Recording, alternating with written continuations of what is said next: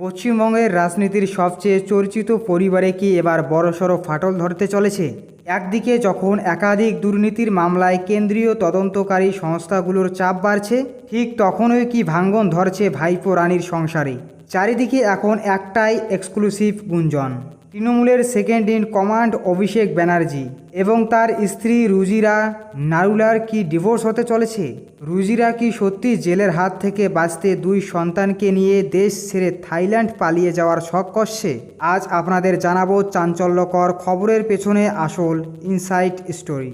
অনেকের মনেই প্রশ্ন জাগতে পারে, রুজিরা নারুলা আসলে কে এবং কিভাবে তিনি এই রাজনৈতিক পরিবারের অংশ হলেন। তৃণমূল কংগ্রেসের 2011 সালে বাংলার ক্ষমতায় আসার আগে অভিষেক ব্যানার্জি যখন দিল্লির IIPM নামক একটি সংস্থায় পড়াশোনা করছিলেন, ঠিক তখনই থাইল্যান্ডের বাসিন্দা রুজিরা নারুলার সাথে তার আলাপ ও প্রেম হয়। পরবর্তীতে 2012 সালে 24শে ফেব্রুয়ারি দিল্লিতে অত্যন্ত ধুমধাম করে কোটি কোটি টাকা খরচ করে তাদের বিয়ে সম্পন্ন হয়। শোনা যায় এই বিয়েতে প্রথমে মমতা ব্যানার্জির সম্পূর্ণ সম্মতি না থাকলেও পরবর্তীতে রাজকীয় এই অনুষ্ঠানে দলের বহু হেভিওয়েট নেতামন্ত্রী উপস্থিত ছিলেন। বহু চটি লেহনকারী বা পথ লেহনকারী সংবাদ মাধ্যমে বরাবরই প্রচার করতে এসেছে যে রুজিরা নারী অত্যন্ত অন্তরাল প্রিয়, তার কোনো রাজনৈতিক উচ্চাকাঙ্ক্ষা নেই, তাই তিনি সাংসদ বা মন্ত্রী হন না। কিন্তু আসল সত্যিটা সম্পূর্ণ আলাদা।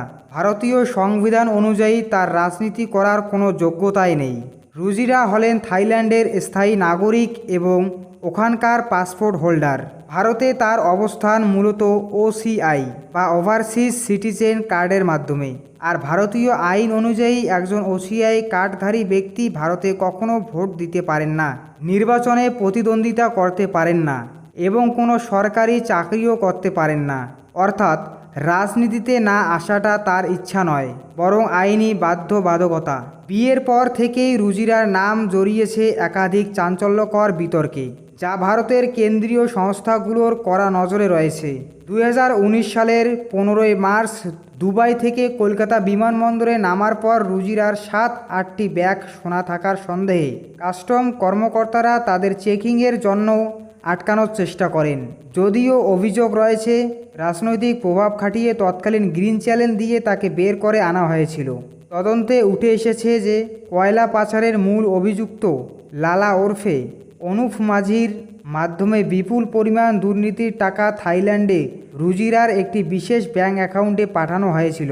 রুজিরার বিরুদ্ধে সবচেয়ে চাঞ্চল্যকর অভিযোগ হলো তার দুটি ভিন্ন প্যান কার্ড রয়েছে, যেখানে অফিসিয়ালি তার বাবার নাম দুই রকম দেওয়া আছে। একটিতে লেখা গুরুন সিং আহুজা এবং অন্যটিতে ফন নারুলা। একটি সাধারণ মানুষের দুটি প্যান কার্ড ও অফিসিয়ালি দুজন বাবা কিভাবে হতে পারে, তা নিয়ে বড়সড় আইনি প্রশ্ন উঠেছে। গত 4 জুনের নির্বাচনী ফলাফল এবং বর্তমান রাজনৈতিক টালমাটাল পরিস্থিতির পর রুজিরা নারুলা বুঝতে পেরেছেন যে আইনি বেড়াজাল যেভাবে ছোট হয়ে আছেন, তাতে হয়তো বাকি জীবনটা তাকে গার্ডদের পেছনে কাটাতে হতে পারে। আর সেই কারণেই তিনি নাকি অভিষেক ব্যানার্জিকে পরিষ্কার জানিয়ে দিয়েছেন, টাটা বাই বাই, অনেক হয়েছে, এবার আমাকে ছেড়ে দাও। খবর মিলেছে রুজিরা ইতিমধ্যেই হাইকোর্টে একটি আবেদন জানিয়েছেন, যাতে তিনি তার দুই সন্তানকে নিয়ে থাইল্যান্ডে ফিরে যেতে পারেন। সেখানে তার বিপুল সম্পত্তি এবং ব্যাংক অ্যাকাউন্ট রয়েছে। রাজনৈতিক মহলের দাবি, খুব শীঘ্রই হয়তো তাকে অফিসিয়ালি বিবাহ বিচ্ছেদের নোটিশ দিতে পারে, যাতে রুজিরা আইনি জটিলতা মুক্ত হয়ে থাইল্যান্ডে স্থায়ীভাবে আস্তানা গাড়তে পারে। কিন্তু প্রশ্ন হলো, চাইলেই কি রুজিরা নারুলা থাইল্যান্ড পালিয়ে যেতে পারে? ভারতের সংবিধানের সাথে যে প্যান কার্ড জালিয়াতি এবং হাজার হাজার কোটি টাকার কয়লা বালি পাচারে দুর্নীতির মামলা জড়িয়ে রয়েছে, তাতে ইডি বা সিবিআই কি তাকে এত সহজে দেশ ছাড়তে অনুমতি দেবে? আইন নিজের গতিতে চললে হয়তো থাইল্যান্ডে বিমান ধরার আগেই তাকে যেতে হতে পারে শ্রীঘরে।